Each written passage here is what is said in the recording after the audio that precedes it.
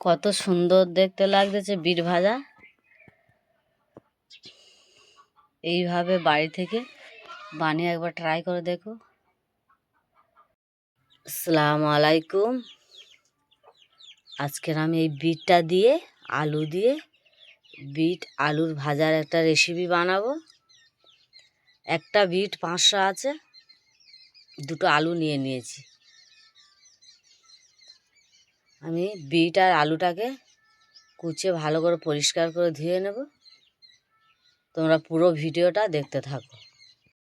ভিডিওটা অন করা হয়নি, তেল আর পেঁয়াজটা আমি দিয়ে দিয়েছিলাম।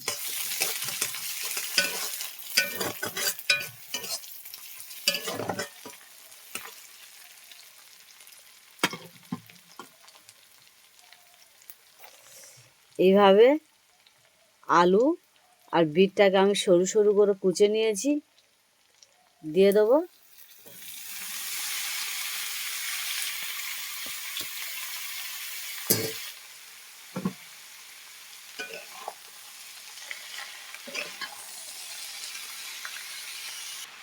পরিমাণ মতো লবণ দিয়ে দেবো।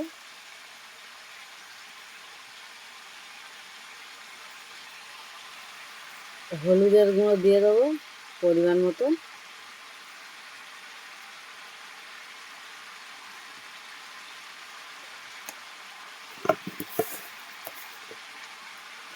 লঙ্কার গুঁড়ো,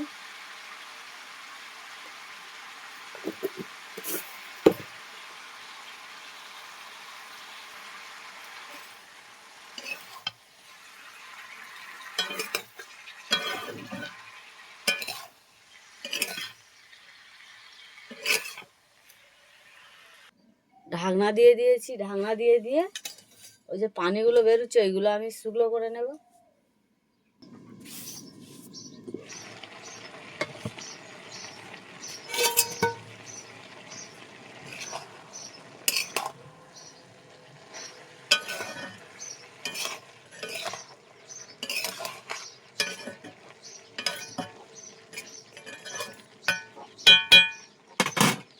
আবার আমি ঢাকনা দিয়ে দেবো।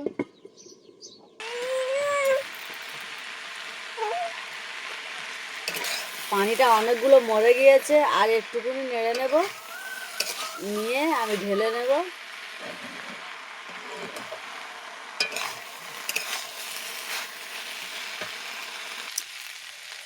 ঢেলে নেব আমি। কড়াটা ধুয়ে নিয়েছি, নিয়ে পরিষ্কার করে দিয়েছি। দিয়ে দেবো তেল,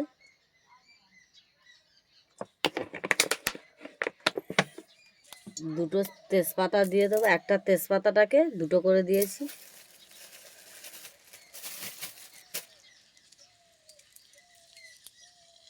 দুটো শুকনো লঙ্কা দিয়ে দেবো। দিয়ে দেবো ফোড়ন,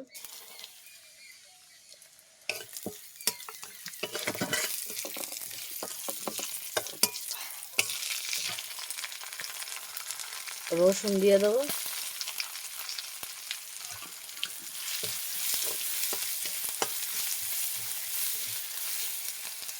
রসুনটা লাল লাল হয়ে গেছে, দিয়ে দেবো বিট।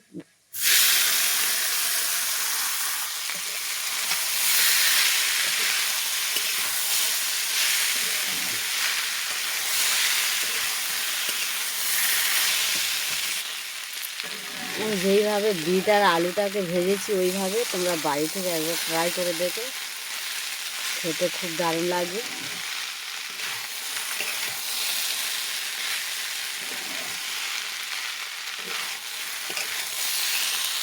হয়ে গেছে ভাজা, কমপ্লিট হয়ে গেছে, ঢেলে নেব।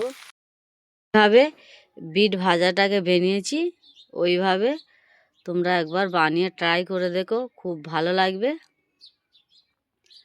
আর আমার ভিডিওটা দেখে লাইক, কমেন্ট, শেয়ার, সাবস্ক্রাইব করে দেবে। আসসালামু আলাইকুম, আল্লাহ হাফেজ।